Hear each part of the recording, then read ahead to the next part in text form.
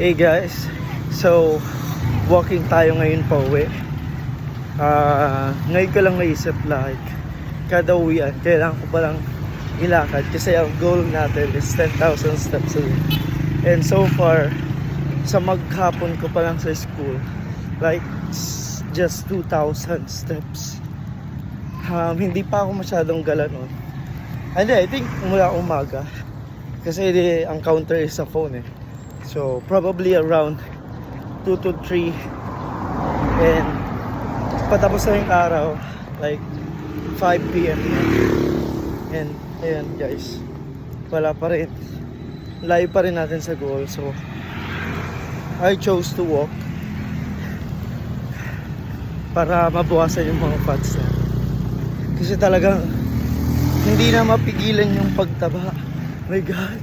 Kaya, ayun guys, support nyo ako dito